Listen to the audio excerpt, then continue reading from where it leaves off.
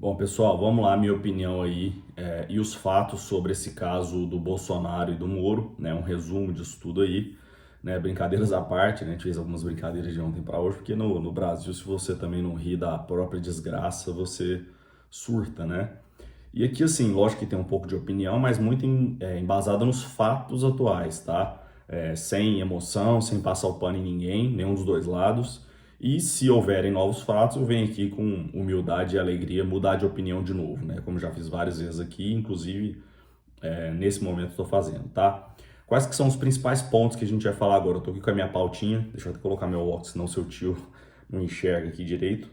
Mas basicamente cinco principais pontos, tá? Quem que tá errado, quem mentiu, quem foi egoísta ou não, se foi um, se foi os dois, né?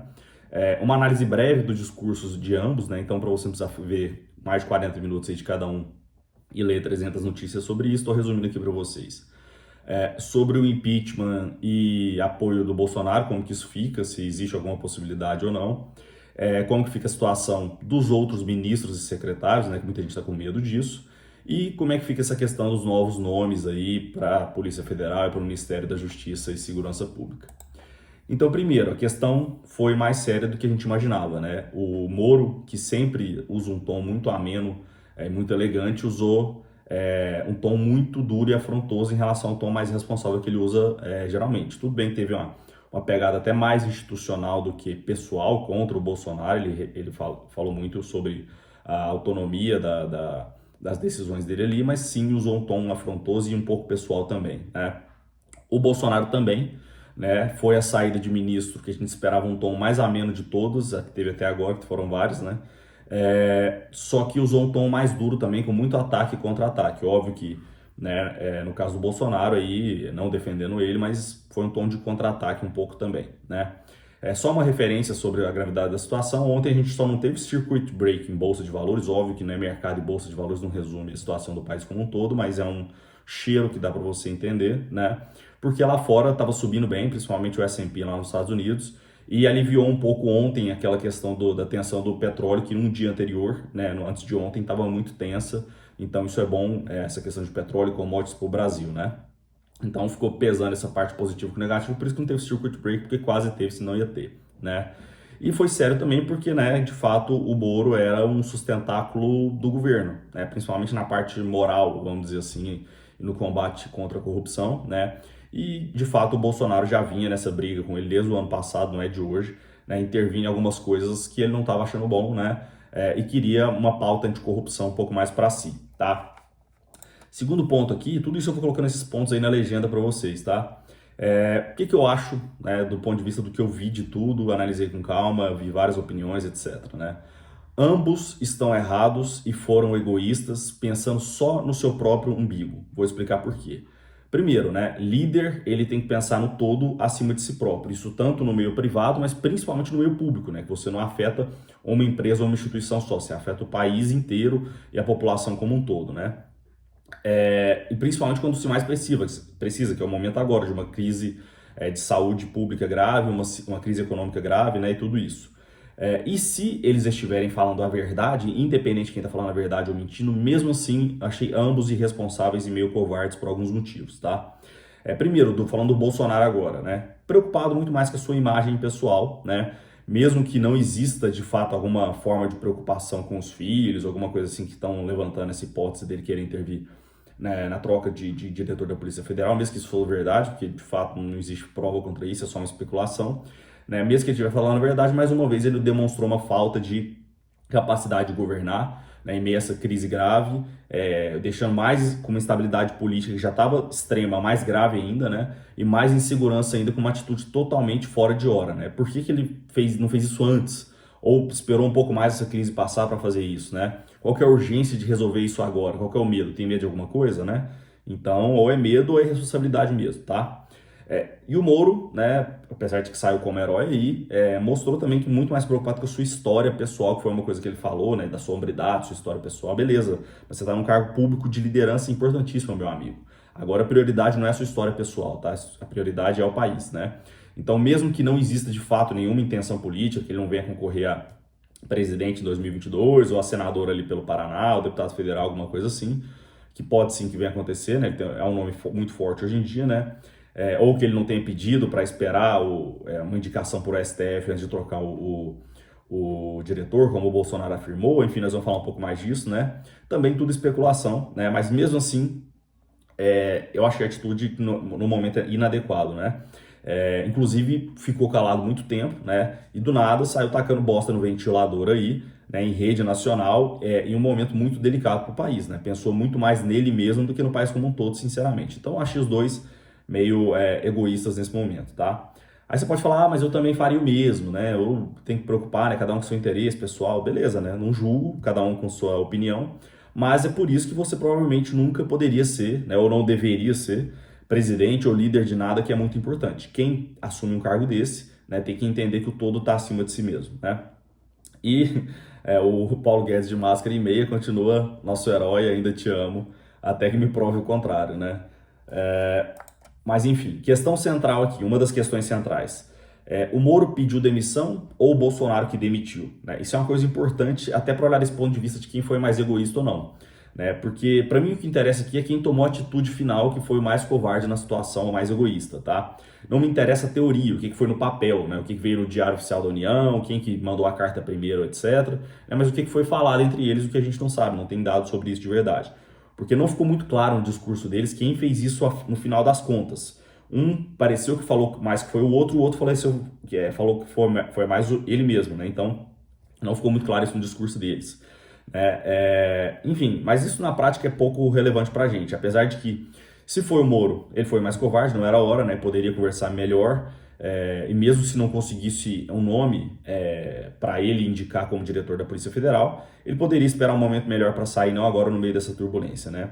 E se foi o Bolsonaro, foi mais responsável, né? Mais uma vez, mesmo se ele estiver falando que foi tudo 100% verdade, né? Impressionante a incapacidade de governar, né? Ainda mais numa época que cada dia é vital. Essa que é a grande questão aqui. Nós estamos num momento que essa estabilidade não pode acontecer, porque todos os dias de insegurança que você adia decisões, adia reformas e tira a atenção do que importa para a atenção e polêmica, a atenção e o tempo de todo mundo é limitado, tanto dos governantes quanto das pessoas e do apoio, etc., a gente vai complicar ainda mais a saúde pública do país e a saúde econômica do país, que também, em um médio, curto prazo, também envolve saúde pública também, né? Segurança, um monte de coisa, né? De fato, o Bolsonaro montou um Dream Team, né? Um time muito forte de ministros, caras muito bons, mas isso é um mérito dele, né? Mas não consegue governar, né? A esperança era que exatamente que ele conseguisse cuidar da parte política, né? E deixar os ministros fazerem o trabalho deles, né? O que não tá conseguindo fazer, tá? Inclusive, a gente precisa manifestar claramente essa opinião sobre os ministros para que evitem novas saídas, né? É uma coisa que é dever nosso público mostrar isso, tá? Em rede social, seja lá onde for que esses caras estejam vendo isso daí, tá? Sobre o discurso do Bolsonaro em si, o que eu achei, né? Como eu falei do Moro, foi até elegante, mas usou um tom duro e achei que jogou bosta no ventilador na hora errada, falando de coisas privadas, fazendo acusações institucionais e até algumas pessoais também. Do Bolsonaro, dos 44 minutos ali de discurso, a maior parte, uns 35 minutos, sei lá, foi desviando para outros assuntos com a pauta emotiva e ideológica, falando inclusive bem escrito por alguém que entende de persuasão, como eu falei, falando de questão ideológica, ideologia de gênero, falando do ministro da Educação, falando de assuntos também nada a ver com o tema, em metro, Marielle, o porteiro, o filho dele, fugindo de um assunto aí. Sinceramente, até hoje eu não entendi se ele faz isso por querer, porque atinge o povão, mas a classe mais esclarecida fica puta com esses discursos, né? O povão adora, convence, né? Se é por uma incapacidade de conversar do jeito certo ou se realmente é uma estratégia política de falar a língua da massa, que é o que interessa para ele, né? E dos 9 minutos que ele falou do assunto de verdade, aí a palavra de um contra o outro, que a gente ainda não sabe, como eu falei aqui, quem que tá falando a verdade ou não, né? Isso sim, como eu falei para vocês, quem tem um mínimo de esclarecimento achou isso, né? Mas para a massa, que é para quem ele joga, adorou. Né? Como eu falo para vocês algumas outras vezes, o bolsominion é o novo lulismo, sim, não adianta. A gente não pode passar o pano porque, inclusive, isso fortalece a chegada de uma nova esquerda corrupta e fazendo coisas erradas também a longo prazo, em breve, se você não defender o que tem que ser defendido de forma justa, que foi o que a esquerda não fez lá atrás, né? Começou a defender coisas que não são defensáveis. Aqui a gente não passa o pano em ninguém, esse que tem que ser o posicionamento. Outro ponto importante é o seguinte, alguém mentiu, né? Se não foi um ou outro, foi ambos, né? Isso é fato, porque os discursos contradizem um ao outro, tá? Primeiro, o Bolsonaro alega de que o Moro teria exigido nomear o ser ministro, nomeado ministro do STF antes de sair o Maurício Valeixo, que é o diretor da Polícia Federal. Não sei se é verdade ou não, né? Uma acusação grave aí do Bolsonaro, né? E outro ponto importante aqui é o motivo pelo qual o presidente quis mudar o diretor da PF ou não, né, da Polícia Federal. O Moro afirma que a intenção do Bolsonaro era ter acesso a informações e relatórios confidenciais da inteligência, que isso é grave, não poderia acontecer, né? Se a Dilma tivesse tido acesso a isso, provavelmente ela não tinha sofrido impeachment, né? E o Bolsonaro disse que não estava satisfeito com a investigação do seu assassinato, questão pessoal de novo, né? Mais uma vez falando disso, e que queria que o setor de inteligência da Polícia Federal informasse sobre episódios ocorrendo no país, para que ele tivesse, vamos dizer assim, mais informações que garantissem uma boa governança, né? Cada um falando uma coisa. E por último, de quem foi a decisão de fato de sair, né? Como eu falei antes, não ficou claro isso daí. Então, os dois se contradizem, alguém está mentindo. Ou ambos estão mentindo, né? Mas que os dois estão falando 100% a verdade, isso é impossível, tá? Sobre a questão do impeachment e o apoio do Bolsonaro, como que fica agora, tá? Primeiro, do ponto de vista público, né, do apoio público ao Bolsonaro, a questão do impeachment. Né, um ponto importante aqui que a gente precisa observar, que a gente não sabe ainda, é como que vai ficar a popularidade dele, né, que isso é a questão do apoio público. Hoje ele tinha aí nas pesquisas, que a gente sabe que não são 100% verdadeiras, mas tem em torno de 60%, o que é muito alta, né, para alguém polêmico, que bate na imprensa o tempo inteiro, a imprensa jogando contra ele jogando contra a imprensa, então é difícil ter um apoio desse tamanho para alguém que faz isso, né? Óbvio que tem pesquisas que dão outros números, mas essa mais ou menos era a média. E ele nasceu por conta de dois pontos. O Bolsonaro só existe por conta de dois movimentos principais, não foi por conta dele. O movimento bolsonarista surgiu depois disso, que é o movimento do lavajatismo, que essa agenda anticorrupção que foi muito encabeçada pelo Moro, não foi criada por ele, mas foi encabeçada por ele, né? Que provavelmente deve ser quebrado ou muito enfraquecido agora. E o antipetismo, né? Que não tinha outra opção, todo mundo quer tirar o PT do poder, porque descobriu um monte de coisa, né? E esse aí talvez continue existindo ainda.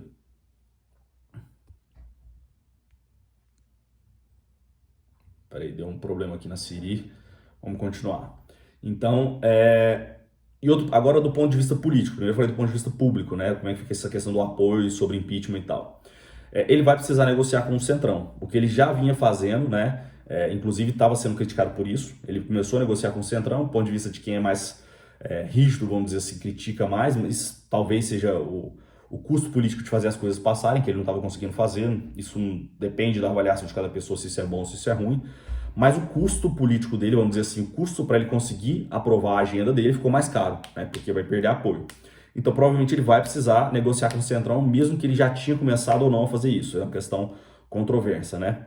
E aí tem outra coisa no meio político, é o seguinte, por um lado, muita gente no Congresso realmente não gosta do Bolsonaro, né? O Congresso que eu digo, deputados, senadores, etc, né? Mas muitos também não gostam do Moro, né? E da sua agenda anticorrupção já há muito tempo, né? Porque ameaça, né, a vida pública e privada dessas pessoas, né? Então, por um lado, o Bolsonaro pode ganhar um apoio aí, né, se ele souber negociar com o Centrão, porque tem essa agenda que também que não gosta do Moro, né, não gostava desse combate dele, e muita gente também pode usar a questão do Moro ter saído enfraquecido do governo para ameaçar passar esse impeachment para conseguir mais coisas também. Então fica os dois lados aí também acontecendo no meio político, né? Então, o impeachment em si, hoje, né? Hoje, falando no dia de hoje, é bem improvável, né? Provavelmente bem abaixo dos 50% dos votos ali para passar no Congresso ele teria, mas tudo pode mudar, né? Porque hoje existem 24 pedidos de impeachment ali, mas a maioria causas loucas, muito mais provocação política do que coisa real com embasamento mesmo, porque não feriu ainda nenhuma lei de fato comprovada mesmo, não. Só que agora pode surgir alguma coisa mais embasada, falando alguma coisa de crime de responsabilidade, de falsidade ideológica, algumas coisas mais sérias aí, né? E igual no início da Dilma, no começo ninguém acreditava que poderia surgir impeachment e acabou surgindo, né? Mas hoje é improvável, tá? Falando assim. Então, minha opinião, agora já é opinião pessoal, não são fatos. O que fazer diante desse cenário? Primeiro, parem de falar de impeachment agora, pelo amor de Deus, pensa um pouquinho, né? Tira suas paixões de lado, por quê? Porque isso vai desestabilizar um país, como eu falei ali no início do vídeo. No momento que a gente precisa de muita direção a cada dia, e se a gente fizer um impeachment, é um processo que vai levar aí meses, e no momento que cada dia é vital, então a gente vai terminar de afundar nossa saúde pública, nossa economia, nossa segurança pública fazendo isso, tá? E óbvio, né, que muitos políticos e oposição vai querer se aproveitar do momento, mas o foco agora é saúde, economia e cada dia de atraso é vital. Outro ponto central, né? Apoiar e preservar os ministros e secretários. Isso a gente tem que deixar muito claro e manifestar isso claramente, né? Tanto o Tarcísio da infraestrutura, o Salim Matar, secretário das privatizações, o Paulo Guedes da economia, o Braga Neto, o Campos Neto, presidente do Banco Central, né? Inclusive, parem de falar coisas pessoais infantis do Take, né? Óbvio que eu gosto de brincar, fazer meme aqui, etc. Mas assim, o cara acabou de entrar, ficam fazendo memezinho dele com alguns tiques, algumas expressões faciais meio querendo dormir. Deixa o cara trabalhar e ter a chance de mostrar o trabalho dele, entendeu? Ele não tem nada a ver com a saída do Mandetta, o problema com o Bolsonaro, independente de lado que você tá. Né? Deixa o cara fazer o trabalho dele. E outra, você não sabe como é que tá a saúde pessoal do cara, se o cara dormiu, se ele tem algum tique. Eu tinha um professor, o cara inclusive um neurocientista respeitado no Brasil inteiro, que ele tinha vários tiques, tinha a síndrome de Tourette, que é uma síndrome que inclusive ele trata, e ele tinha esses tiques, é um problema de saúde, né? E isso não desmerecia em nada a capacidade dele, tá? Então, assim, cuidado com isso daí.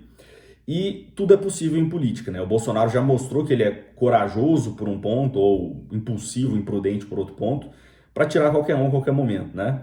Então, todo mundo tá com a corda no pescoço, né? Espero que isso não chegue ao Ministério da Economia, que precisa cuidar dessa saída da crise agora, né? Mas sim, isso pressiona ele sim, tá? Um último ponto central é sobre os novos nomes aí que vão para a Polícia Federal, né? Ou para o Ministério de Justiça e Segurança Pública, né? Tem um clima muito tenso aí na Polícia Federal, muitos aí estão indignados, eles são fortes, né? Um exemplo, quando o Temer ali no governo dele indicou um diretor que era contra a opinião deles, rapidinho eles se moveram e mostraram a oposição forte, esse cara não durou muito tempo ali dentro, né? E é um momento delicado para continuar essas investigações contra o crime organizado. Então é um momento bem delicado que precisa ser feita essa transição, essa substituição de uma forma responsável e harmônica, tá? Sobre a minha opinião pessoal de ter votado em Bolsonaro, né, arrependido não tô, óbvio, né, na minha opinião não dava para continuar votando no PT, nem no Fernando Haddad, né, não tinha outra opção ali com chances reais de ganhar, né, as chances eram esses dois de fato, tinha outros nomes talvez mais técnicos, mas sem chance de ganhar, né, e votaria do mesmo jeito, né. E mesmo assim, vamos supor que o Haddad seja melhor, ou o PT fosse melhor, tá? O que eu não acho que seja, mas vamos supor que fosse, né? A alternância de poder é importante, então não me arrependo, porque poder por muito tempo nas mãos das mesmas pessoas é muito perigoso, né? Agora, decepcionado, tô sim, tá? Tanto pelos fatos atuais, mas desde antes disso, né? Vocês verem meus vídeos anteriores aqui falando sobre a crise do coronavírus, a falta de direção e posicionamento claro e fazendo política e palanque, né? Num momento delicado que deveria estar focado em resolver a coisa de forma prática. Também isso estava me deixando bastante decepcionado e sem desculpinha que muitos têm dados aí, comentam, e transferência de responsabilidade para os governadores e para o Congresso. Não, mas eles estão tentando, quem está tentando obstruir é os governadores e o Congresso, tá? A obrigação do líder principal é fazer acontecer e comandar isso tudo para fazer acontecer, tá? Então, se não consegue fazer isso, pede para sair, tá? Porque essa é a obrigação de qualquer líder, a responsabilidade é sua, tanto no meio privado quanto no meio público, tá? E essa dança das cadeiras aí de ministros, toda hora tira um, coloca o outro, e o fato de ninguém da base, o fato de alguém da base colocar o dedo na cara dele, tipo um ministro chegar e colocar o dedo na cara dele, que já aconteceu algumas vezes, até como diz o meu amigo Van Vandenberg, é algo impensável nos Estados Unidos, por exemplo, né? Só mostra o quão fraco é de gestão o governo Bolsonaro de deixar uma coisa dessa chegar num ponto desse, né? Não consegue deixar todo mundo na mesma sintonia e liderar todo mundo, né? Um líder fraco. E por último, o que fazer daqui para frente, né?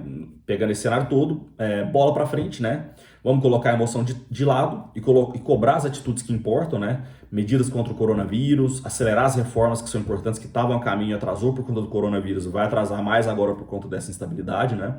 Preservar os ministros e secretários também, que são muito fodas, de fato são um time muito forte, um Dream Team, né?